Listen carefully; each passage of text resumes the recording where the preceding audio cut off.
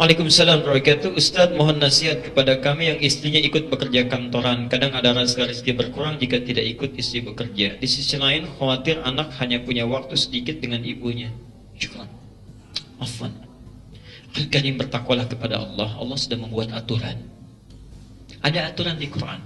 Quran surah An-Nisa, jawabannya ayat ke-34. Pelan-pelan. An-Nisa ayat ke-34. Itu ada pembagian dua tugas. Dan uniknya nanti orang Jepang yang praktekkan, ya. Mereka punya programnya. Anda harus bedakan bekerja dengan mencari nafkah itu lain. Ya, bekerja dengan mencari nafkah itu lain. Ya. Seorang suami ketika akan menikah, ingat ya, bukan ketika telah menikah, akan menikah, itu ditegaskan oleh Quran, tugasnya akan menjadi imam. Imam, pemimpin. Ya, pemimpin, jelas ya. Ar-rijalu qawwamuna 'alan nisa. Kalau Allah sudah menyebutkan pemimpin, berarti dua aspek, dunia dan akhiratnya. Ya. Aspek akhirat itu pemimpin dalam ibadah spiritualnya. Di bapak misal, mohon maaf, di Masjid Al-Ihsan jadi makmum, pulang ke rumah jadi imam. Ya. Sifat seorang imam artinya jadi pendahulu, dia mimpin, yang dipimpin mengikuti bacaan imam, gerakan imam, dan seterusnya. Bagaimana Anda bisa menjadi imam kalau tidak mengerti bacaannya? Tidak tahu gerakannya. Karena itu seorang suami ketika bersiap akan menikah, dia mesti belajar bagaimana cara jadi imam yang baik. Tidak mungkin seorang ditugaskan jadi pilot kalau tidak bisa mengendarai pesawatnya. Ya. Tidak mungkin jadi masinis kalau tidak bisa mengendarai keretanya, itu nggak mungkin. Karena itu belajar. Minimal perbaiki bacaan Qurannya, perbaiki, ya. Kan tidak menarik kalau ada ayah diperbaiki oleh anaknya yang 5 tahun. Ya, bertakwalah kepada Allah. Anak antum sudah bisa memperbaiki, antum sendiri nggak memperbaiki, dan akan ditanya, kamu yang jadi imam kenapa tidak disempurnakan? Ya. Pernah ada kisah yang kami terima beberapa waktu yang lalu, saya pernah sampaikan. Makanya kalau bapak ibu kedatangan seorang pemuda, ya, kata Nabi, yang diridhoi baik akhlaknya, itu segera nikahkan. Kedatangan seorang pemuda yang akhlaknya paling bagus, ya. Kan ada 4 yang biasanya ukurannya. Tuli jamaliha, karena cantiknya, karena gantengnya, ya. Walaupun itu relatif ya. Orang bilang cantik relatif, kalau jelek mutlak katanya. Ini kan itu ukuran. Ya. Yang kedua, hartanya. Ini seringkali salah memahami. Hartanya itu disebutkan kaya, bukan. Kalau untuk perempuan yang bisa memanage harta suami dengan baik, untuk perempuan. Jadi kalau misalnya laki-laki mencari calon istri, carilah calon istri yang bisa memanage harta suaminya dengan baik. Cari, jangan melebihi kemampuan. Misal Anda kemampuan dapat 5 juta, cari istri yang zakat malnya aja salonnya sudah 10 juta misalnya, gak akan nyambung, ya. Nah, tapi kalau laki-laki, termasuk juga perempuan nanti, ya, yang ketiga nasab. Ketiga nasab. Di satu, kecantikan, ya, keindahan. Yang kedua, itu harta benda. Ketiga, nasab.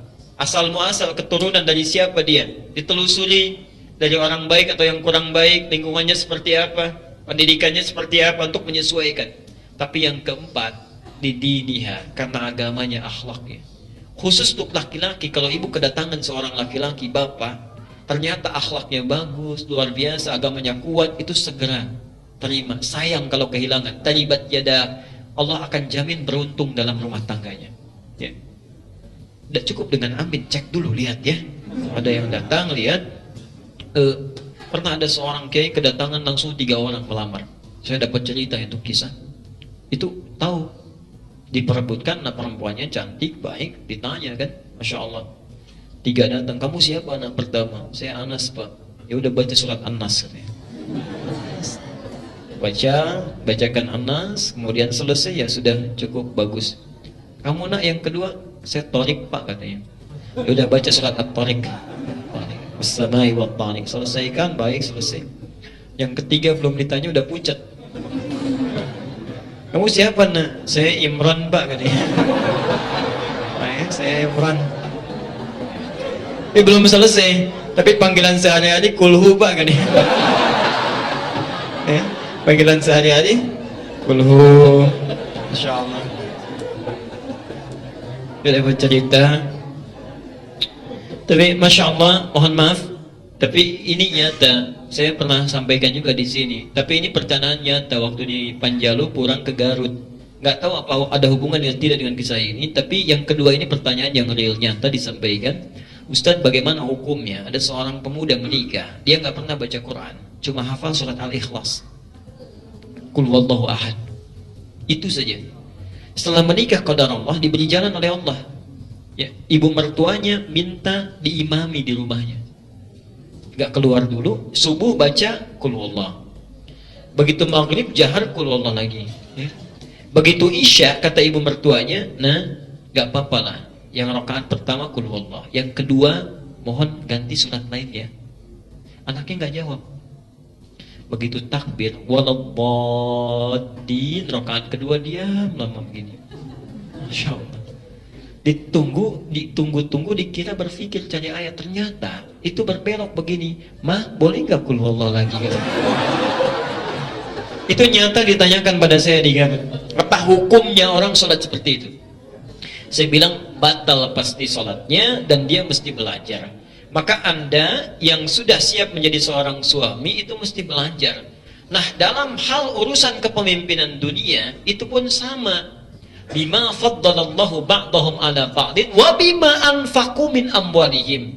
Kelebihan laki-laki dibanding dengan perempuan, laki-laki diberikan perangkat mencari nafkah. Ini poinnya. Jadi kalau Anda ikuti petunjuk ini, nafkah ya, bukan bekerja, ingat, nafkah. Jadi nafkah itu tugas yang melekat pada suami, bukan istri. Di rumah ada suami, istri, 3 orang anak, 1 orang yang bantu. Ya, misal. Jadi ada 6 orang. Begitu suami mencari nafkah, dilakukan sesuai petunjuk Allah, nanti Anda keluarkan lagi ayat yang lainnya. Bagaimana cara mencari nafkah? Kalau ingin yang standar, Al-Baqarah 168, itu sama dengan non-muslim, sama aja. Kalau ingin agak cepat, nyarinya nggak susah, datang rezekinya mengalir dengan mudah, Al-Baqarah 172. Kalau nggak terlalu lambat, tapi cepat sekali datangnya, bahkan belum minta sudah turun, baru gerak dikit aja, itu Masya Allah, Al-A'raf 96, ada turunannya ya. Tapi Anda yakinkan dulu, tugas cari nafkah itu saya. Siapkan, tunggangi ayat-ayatnya, keluarkan, Anda amalkan. Itu dijamin langsung. Rizki orang serumah diturunkan oleh Allah di tangan Anda para pria. Rizki orang satu rumah, 6-6-nya. Tapi kalau dibalik, yang istri yang mencari nafkah, bukan bekerja ya, istri yang mencari nafkah, maka jangan harap rizki orang serumah akan diturunkan pada istri. Tidak. Hanya untuk pribadinya saja. Kecuali dalam keadaan tertentu. Makanya seorang perempuan yang bertugas mencari nafkah, selama suaminya mampu dia mencari, itu akan selalu banyak masalah di rumah tangganya. Dan selalu kurang. Karena keberkahan tidak masuk.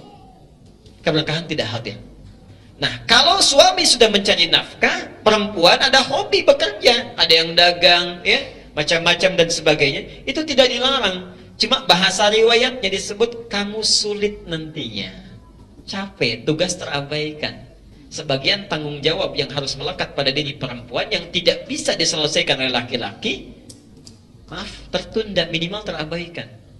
Karena itu bagi perempuan-perempuan yang berniat untuk bekerja, misalnya, mohon maaf, maka pastikan tanggung jawab yang berada di rumah dan itu akan ditanya oleh Allah, itu sudah selesai. Pastikan itu, ya. Tapi yakinkan pada diri kita. Kalau pada saya silahkan ragu, tapi pada Allah jangan ragu. Saya punya keyakinan sampai hari ini, demi Allah saya katakan, sampai hari ini saya minta istri saya untuk di rumah mendidik anak, perhatikan, Masya Allah. Dan itu tidak mudah ya. Tolong jaga, kemudian kita seimbangkan. Sudah, rezeki urusan Allah, saya hanya bergerak, Allah yang akan berikan. Masya Allah. Apa yang terjadi? Alhamdulillah sampai hari ini selalu cukup, tidak pernah kurang. Yang paling menarik dan tidak susah gitu. Tidak susah. Kita butuh sesuatu, alhamdulillah Allah kirimkan. Ya, kita berikhtiar, tapi harus ada ikhtiar. Ya, ada kemudahan Pak Bu. Biasanya kalau hukum Allah tidak diikuti, capek hidupnya. Ya, di saran saya pada suami, yakinkan dengan potensi dirinya, kemudian keluarkan ayat-ayat mencari nafkah di Quran, tunggangi ayatnya.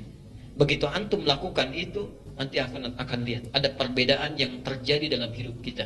Silahkan rasakan bedanya, bedakan rasanya, dan pasti akan terasa bedanya.